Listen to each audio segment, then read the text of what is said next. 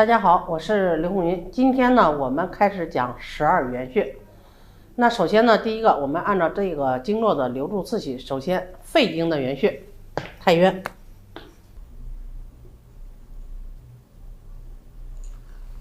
太渊穴是我们肺经的元穴。那太渊穴在哪呢？它在我们的就是腕前区啊，就是拇指这一侧啊，手腕横纹这块儿。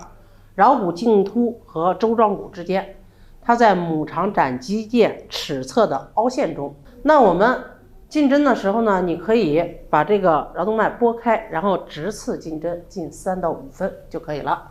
那首先我们看太渊，太渊属于肺经的，首先它是元穴。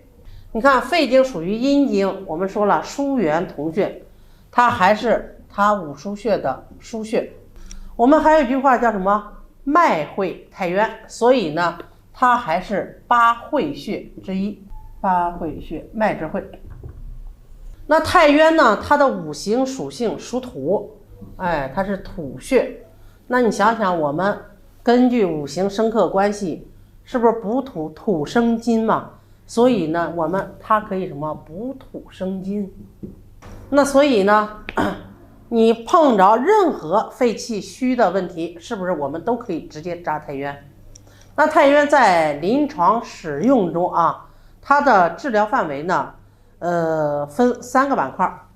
第一个呢，首先它是肺经的元穴，对吧？又是它的母穴，所以呢，它针对这个感冒啊，还有这个咳喘呀。这一类的肺系统疾病，你像有些人我们在生活中啊，就有些人我们说这个肺气不足的都可以扎它吗？有一些人是什么？你看平常呢，假如说外面刮着风呢，那一个健康的人出去可能也没啥事，出去溜一圈回来了，但是有些人呢，只要外头一变天或者外头一刮风，他出去溜达一圈回来准感冒。你看这就是什么？典型的肺气虚嘛。因为肺主气，主的是什么？肺主的是卫气，保卫我们的身体不受侵害。当你肺的这层卫气出现问题了或者虚了，那一旦有任何的风邪寒邪，它就会直接侵袭我们的身体。那你像这种情况，我们是不是就可以直接扎太渊穴？也就是说，只要任何肺气虚、肺气不足的疾病，我们都可以用太渊。第二个，我们说了。太渊是什么？脉之会，脉会太渊。